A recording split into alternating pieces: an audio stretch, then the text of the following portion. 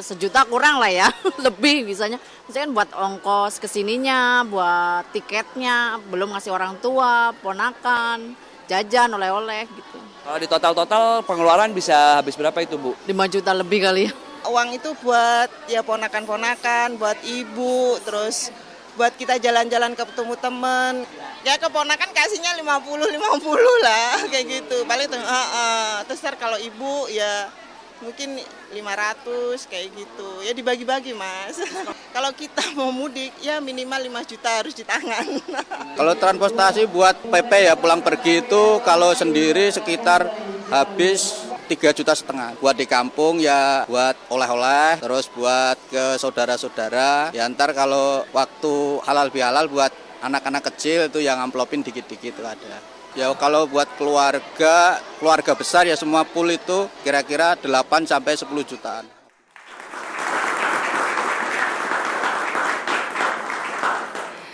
Ya, pemirsa, tadi kita sudah mendengarkan bagaimana tanggapan dari masyarakat. Kalau kata Bang Sarman tadi sekitar 3 juta per satu keluarga, ternyata masyarakat ini sampai 5 juta rata-rata. Saya langsung ke Pak Narsip. Pak Narsip, jadi kira-kira dari 193 juta pemudik ini, berarti kontribusi bagi perekonomian ini seberapa besar ini? Ya, terima kasih Mbak Gita. Sebagai negara yang struktur ekonominya didominasi oleh sektor konsumsi, khususnya konsumsi rumah tangga, pasti setiap ada peristiwa yang kemudian punya dampak terhadap konsumsi rumah tangga, itu pasti akan mendorong pertumbuhan ekonomi. Itu sudah pasti. Jadi kalau boleh dibilang event-event seperti Hari Raya, Nataru, itu adalah event yang pasti akan menjadi pembeda. Ya, pembeda antara saat ini, saat terjadinya Nataru atau mudik, dibandingkan dengan kegiatan-kegiatan ekonomi yang biasa di luar peristiwa itu. Cuman mungkin kalau kita mau cek and recheck begitu ya, mungkin dari angka 190 juta ya tadi yang sampaikan itu, mungkin kita harus cek dulu berapa dari mereka itu semuanya punya kapasitas daya beli. Seberapa besar kapasitas daya beli, karena kalau kita lihat data-data terakhir sebelum mudik terjadi, itu kalau dari survei Bank Indonesia ya, itu memang ada tren kecenderungan pertumbuhan indeks pendapatan penghasilan itu turun.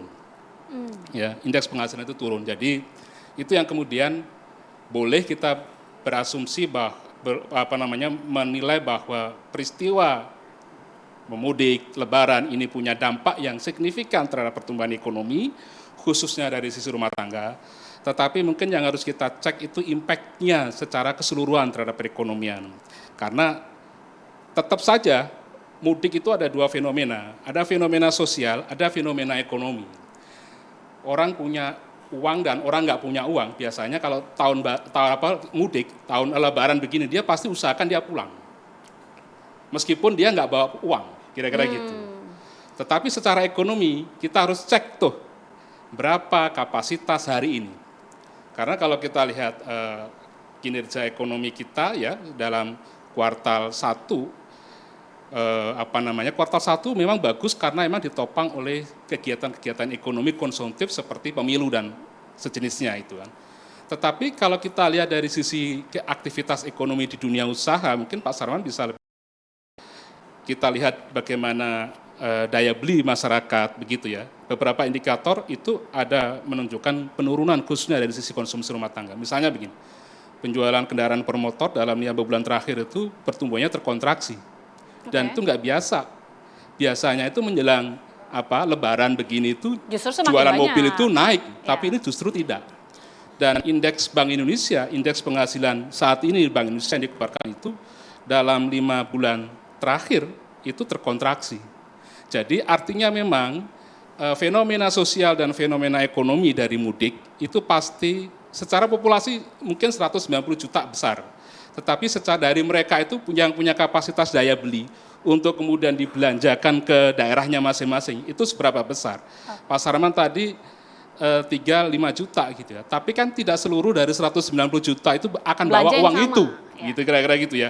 Ada yang cuma 1 juta, ada yang 2 juta, mungkin ada yang lebih. Tapi rasanya kalau kita bicara magnitude pada tahun ini, kok rasanya tahun lalu lebih magnitudenya lebih tinggi dibandingkan dengan tahun ini. Kemungkinan saya prediksi saya begitu ya. Oke. Jadi memang dia akan menjadi pembeda. Dan beruntungnya nih ya, beruntungnya adalah ini ada banyak peristiwa ekonomi. Peristiwa yang terkait dengan sosial ekonomi. Ada pemilu di tahun kuartal pertama, nanti ada pemilu lagi di kuartal keempat. Dan nanti secara keseluruhan itu akan mendorong konsumsi rumah tangga. Sehingga nanti secara keseluruhan itu adalah akan mendorong pertumbuhan ekonomi. Tetapi belum tentu pertumbuhan ekonomi karena faktor aktivitas dari mudik dan seterusnya ini. Oke. Ya kira-kira seperti itu. Jadi fenomena apa yang bisa dibaca, Pak? Indeks penghasilan ini turun, daya beli turun, tapi faktanya tahun ini jumlah pemudik justru meningkat 50% dibandingkan tahun sebelumnya. Jadi gini, kalau kita bicara ekonomi itu kan tidak hanya lihat dari satu event. Ya, kita harus lihat rangkaian event. Apalagi ini kuartal 1 itu, saat Januari, Februari, Maret itu kita udah puasa. Dan di mana-mana kalau udah puasa kita itu selama ini ya, itu selalu pasti ada kenaikan konsumsi rumah tangga. Dan itu udah pasti itu. Dan nanti di April ini kan sudah masuk ke kuartal kedua. Sebagian ini ada peristiwa mudik. Nah, itu juga nanti akan mendorong pertumbuhan ekonomi di kuartal kedua. Ya gitu. Tetapi kembali lagi saya katakan tadi, saya kira magnitudenya kita harus realistis, ya. Tidak pesimis tapi harus realistis. Realistisnya dalam arti gini, ekspektasi terhadap impact terhadap pertumbuhan ekonomi dari sisi aktivitas mudik dan segala macam itu mungkin kita harus adjust, tidak sampai kemudian 190 juta pemudik tetapi kemudian mereka belanja semua Tidak masif gitu tidak ya? masif semua begitu. Perkiraan saya sekitar sepertiganya yang daya belinya cukup untuk dari dari 190 juta itu yang kemudian mereka akan membelanjakan. Tapi sepertiga itu juga sudah lumayan besar loh. Sepertiga itu berarti sekitar 60-70 juta. Anggap sekitar tadi 3 juta, 4 juta, 5 juta. Itu hampir klop dengan angka uang yang disiapkan oleh Bank Indonesia yang sekitar 190 juta itu. Ya. 190 triliun tadi itu. Oke. Kira-kira seperti itu. Jadi realistisnya di situ kita. Nah, tinggal bagaimana kita angka yang realistis itu kita optimasi untuk mendorong pertumbuhan ekonomi di daerah. Karena jarang-jarang buat kita angka pertumbuhan ekonomi secara nasional 5% itu enggak seberapa. Tapi buat di daerah, orang belanja 1 juta, 2 juta itu magnitudenya besar sekali. Oke. Karena UMR ya istilahnya gitu ya. UMR di sana kan sekitar 1 jutaan. Kemudian sekarang mereka belanja di sana 1 juta, 1,5 juta. Itu gede sekali. Oke. Dan itu punya dampak yang luar biasa terhadap khususnya sektor retail, sektor pariwisata, dan sektor UMKM di sana itu luar biasa.